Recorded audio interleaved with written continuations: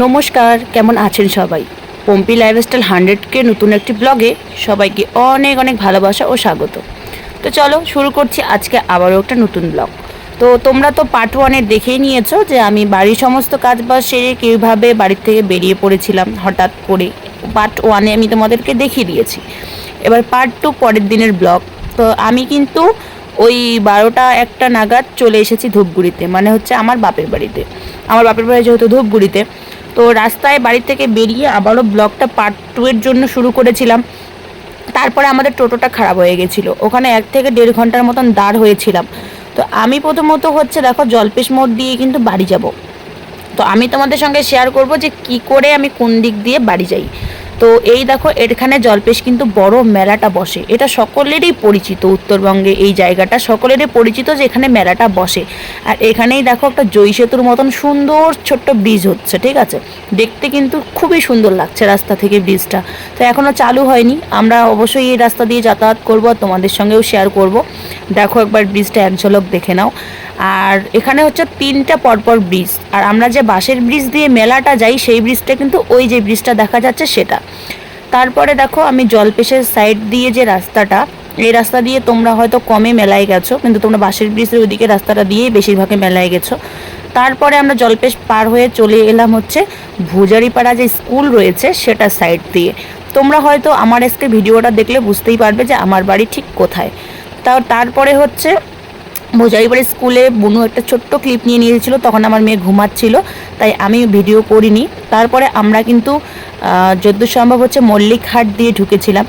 তো মানে কি বলে ওটাকে, জটিলেশ্বর দিয়ে মল্লিকহাট আর কি। তো মল্লিকহাটের এদিক দিয়ে আমরা এখন যাচ্ছি হচ্ছে বাড়ি। আর এই রাস্তাটা ভীষণ সুন্দর, দুধারে গাছ, দুধারে হচ্ছে বাঁশ, তার মাঝখানে পাকা রাস্তা, খুবই সুন্দর।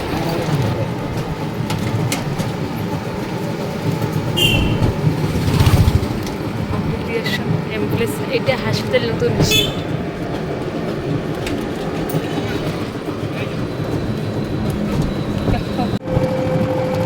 তো আজকে একটা ব্যাপার হয়েছে, আমি টোটো যে জিজুটা আছে, আমি জিজু বলে ডাকি, তো ওকে আমি বলেছিলাম যে আমি হুস্তুরডাঙ্গা দিয়ে আমরা ঢুকবো। ও বললো কি না দরকার নেই, আমি এই দিক দিয়ে তোমাদের নিয়ে যাই। সত্যি বলছি গাইস, এতটা ঘোরাও হয়েছে, এতটা ঘোরাও হয়েছে যেটা তোমরা না দেখলে বিশ্বাসই করতে পারবে না যে আমরা কতটা ঘুরে ঘুরে যাচ্ছি আজকে।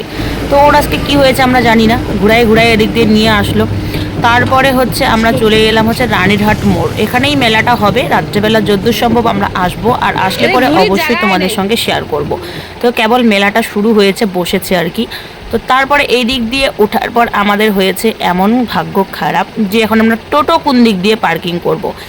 এক পার্কিং করতে হবে আমাদের একবারে টোল গেটের ওখানে, আর এক পার্কিং করতে হবে আমাদের জলঢাকা ব্রিজ ক্লোজ করে স্ট্যান্ডে। স্ট্যান্ডে পৌঁছানো মানে কিন্তু আমাদের জায়গায় পৌঁছানো। তো এবার হচ্ছে আমরা বিশ্বাস করবে না, এতটা ভয়ে ভয়ে ভয়ে ভয়ে এই সাইড দিয়ে এসেছিলাম, আমি জীবনও এমন করে আসিনি। আজকে আমরা বিপদে পড়ে এদিকে এসেছিলাম। আর টোটোর বিয়ারিং না কি জানি না কি হয়েছে, টোটোটা এত খারাপ হয়ে গেছে, টোটো চলছেই না, আর এত শব্দ করছে জোরে জোরে, তোমরা না শুনলে বিশ্বাস করতে পারবে না। তারপরে এই যে আমার প্রিয় জায়গা, একটা শান্তির জায়গা আমাদের, এটা হচ্ছে জলঢাকা নদী আর এই জলঢাকা ব্রিজ। তারপরে বুনু আর আমি, দেখো মেয়ে ঘুমিয়ে পড়েছে, বুনু আর আমি দুজনে গল্প করতে করতে করতে যাচ্ছিলাম এই টোটোটার বিষয়ে, যে আজকে আমাদের কতটা ঘোরা হলো। আমরা বাড়ির থেকে বেরিয়েছিলাম 12টা নাগাদ, 12টা একটাই হবে নাগাদ বেরিয়েছিলাম, পৌঁছেছিলাম আমরা 4টা নাগাদ। তাহলে ভাবো আমাদের কতটা সময় গেছে, আর টোটোতে যেহেতু। তো তারপরে দেখো নদীর জল বেড়ে গেছে, কতটা জল মানে হয়ে গেছে। আর ওই বন্যার সিজনে খুবই ভয়ঙ্কর আকৃতি নেয় আমাদের এই জলঢাকা নদী, তোমরা কম বেশি সবাই জানো। তারপরে আমরা নামলাম হচ্ছে জলঢাকাতে। জলঢাকাতে নামার পরে এখানে মিষ্টি টিষ্টি কিছু কেনাকাটা করলাম, করার পরে তারপর আমরা এখন খাবো ফুচকা। আমি সেই বিগত বোধহয় 6-7 মাস থেকে আজকে ফুচকা খাবো, তো তোমাদের সঙ্গেও শেয়ার করলাম। চলো।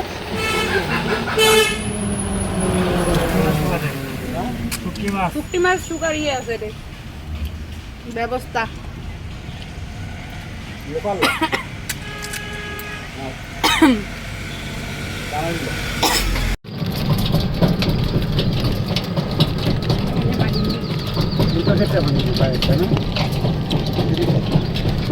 চান প্যাকেটটা বেশি সাউন্ড করছে। তারপরে কিন্তু পৌঁছে গেছি আমার বাড়ির একদম কাছাকাছি। এখানে এসে আবার ভিডিওটা অন করেছিলাম। আর এই দেখো নিজের বাড়ির একটা মানে বাড়িতে এসে কতটা যে শান্তি ফিল হয়। আর আমি যে মানে আমি তো রেগুলার আসতে পারি না, 2-3 মাস পর পর বা 6 মাস পরও আমি বাড়িতে ফিরেছি, এমনও আমার দিন গেছে। আমি বাড়িতে আসলে দিনে এসে দিনে যাই, হয়তো একটা রাতে রেস্ট পাই, তার বেশি কিন্তু পাই না। হাউলি লাগে আমার হাউলি যাচ্ছি। তো থাক ওসব কথা, তোমরা তো দেখে বুঝতেই পারো আমার ভিডিওতে। আর আমরা কিন্তু ফাইনালি বাড়ি পৌঁছে গেলাম। তো দেখতে পেলে আমাদের বাড়ি মানে বাজার থেকে বাড়ি আসতে কীরকম মানে ঘন বাড়িঘর, তার সাথে বাড়িতে পৌঁছেই দেখো আমাদের বাড়ি কিন্তু একদম কত বাড়ি, ঘন বাড়ি। তারপর টোটোটাকে ছাড়লাম, চলে গেল। আর আমিও ড্রেস ছেড়ে পুরো চেঞ্জ হয়ে করে নিলাম, ফ্রেশ হয়ে নিলাম। নেওয়ার পরে হচ্ছে এদিকে দেখো আমার ভাইস্তা ভাস্তি সবাই চলে এসেছে।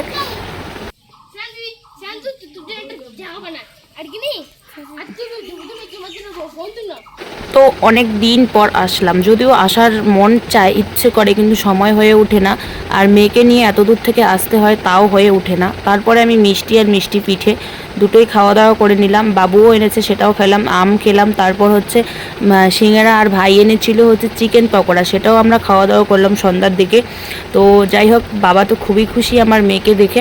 আর ভাই একটু বেরিয়েছিল, এখন বাড়িতে নেই, তাই দেখাতে পারছি না। আর এদিকে হচ্ছে আমরা পুরোপুরি রেডি হয়ে সন্ধ্যার একটুখানি আগে চলে গেলাম হচ্ছে আমাদের মেলার উদ্দেশ্যে বেরোলাম রথের ওখানে। আর আমাদের এর আগের আমার বাপের বরের বাড়ির ওখানকার আমি কিন্তু তোমাদেরকে দেখিয়েছিলাম পুরো ইয়েটা আর কি, রথের। তো আজকে তোমরা দেখো আমার বাপের বাড়ির এখানকার। বসি নাও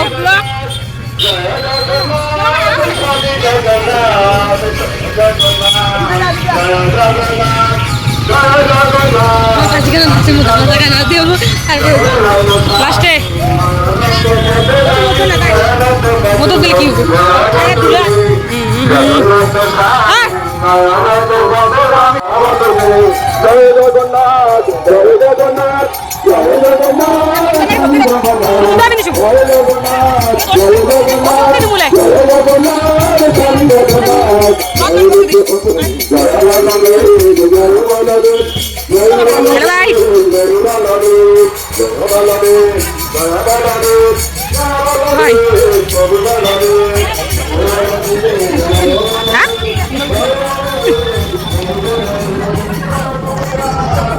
হ্যাঁ জানি, অনেকে বলে যে বাপের বাড়ি যতই খারাপ হোক, বাপের বাড়ির টানটা মেয়েদের সবসময় থাকে, ভালো বলে, কিন্তু সেরকমটা নয়। আমি ওখানে গিয়ে না সেরকমটা ঠাকুরকে নিন্দা ঘোষণা করছি না, কিন্তু আমি ওখানে গিয়ে মেলাও ঘুরতে পারিনি। আর সেদিন বৃষ্টি ছিল, মেয়েরও শরীরটা খারাপ ছিল, আকাশও খুব খারাপ ছিল। এই কারণে না সেদিন শুধু গেছিলাম, রথ টেনেছিলাম আর চলে এসেছিলাম, এইটুকুনি। আর আজকে দেখো আমার মা আমার মেয়েকে নিয়ে চলে গেছে, আমিও প্রণাম করে আসলাম। বুনুদের যেতে বলছে, ওরা কিছুতেই যাচ্ছে না, বলে কি আমরা ওখানে যাচ্ছি, ওখানেই দেবো। তো এটা হচ্ছে আমার বাড়ির একদম পাশে, এটা হচ্ছে জলঢাকা। এখানে জলঢাকা শ্মশান, জলঢাকা কালী মন্দির এবং জলঢাকা বাজার, এই জায়গাটাতে যে জায়গা দাঁড়িয়ে আমি এখন ভিডিও করছি। সবাই দেখো সেলফি তুলছে, ভিডিও করছে, আর আমরাও কিছু ভিডিও ক্লিপ নিলাম, সেলফি নিলাম।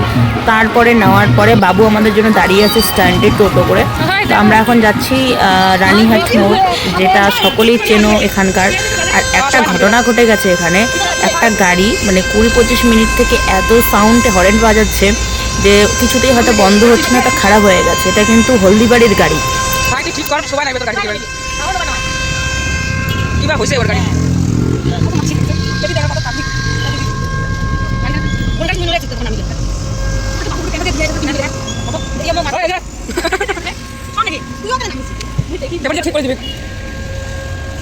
তো জানি না গাড়িটার কি সমস্যা হয়ে গেছে, সবাই আবার নামছিল গাড়ির থেকে। আর ড্রাইভারও নেমে অনেক চেষ্টা করছে ওটাকে বন্ধ করার। আর সবাই কিন্তু দেখো ওখানেই দেখছে। আর একটু ভিড়ও জমে গেল সঙ্গে সঙ্গে, তো অতটা আমি তোমাদের সঙ্গে শেয়ার করিনি। তারপরে বাবু আসলো, বাবু আসার পরে আমরা সবাই মিলে চলে গেলাম হচ্ছে মেলার উদ্দেশ্যে রওনা হচ্ছি। আবারও সেই একই জলঢাকা ব্রিজটা ক্লোজ করে যাচ্ছি, পার হয়ে যাচ্ছি। তো এদিকে আকাশের ভিউটা অসাধারণ ছিল আজকে, অসাধারণ। আর এখানে কিন্তু সব জায়গারই বাস পাওয়া যায়, যেহেতু এটা মেন রোড। আর সবসময় তোমার টোটোও পেয়ে যাবে। এখন যাচ্ছি আমরা মেলার উদ্দেশ্যে। ওইদিকে ভাই একটুখানি যে বেরিয়েছিল বললাম, ওর শুটিং ছিল, তো ভাইও ওইদিকে আসতেছিল মেলায়। আর আমরা ফাইনালি মেলায় কিন্তু পৌঁছে গেছি। দেখো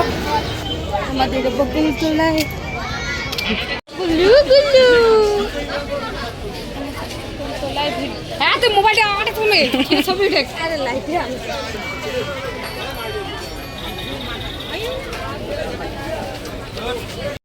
অনেক দিন মানে অনেক দিন আগের বছর হচ্ছে দুর্গাপুজো কালী পুজোয় আমি আমার বাড়ির লোকেদের সাথে এরকমভাবে বেরিয়েছি। আর আজকে দেখো রথের মেলা, আমার এমন সৌভাগ্য আমি আমার পুরো ফ্যামিলিকে নিয়ে আজকে বেরোতে পেরেছি। তবুও ঠাম্মা আসেনি, ঠাম্মা বাদ পড়ে গেল, ও মানে পিসিদের বাড়িতে গেছে ঠাম্মা, এই কারণেই। তো এদিকে দেখো ভাইও চলে এলো, ভাই বলছে আমাকে ব্লগে নিবি না, ব্লগে নিবি না, আমি তাও ভাইকে নিয়ে নিয়েছি, পরে জানি তো সমস্যা হবে।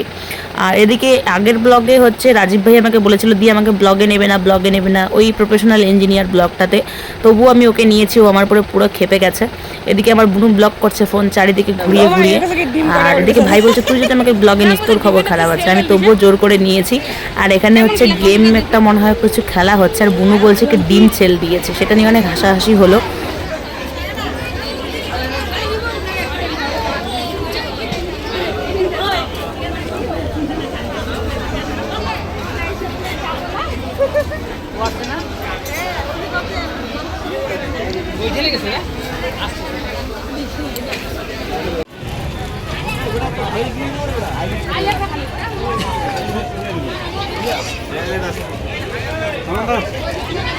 বাবু দিয়েছে আমার মেয়েকে একটা বেলুন কিনে, আমার মেয়ের এই জিনিসটা দেখে এইটাই লাগবে। তারপর অনেক কিছু চুড়ি টুড়ি কেনার কথা বললো, কিন্তু আমি বললাম থাক, ও সব পরে না, ওকে দেওয়ার দরকার নেই।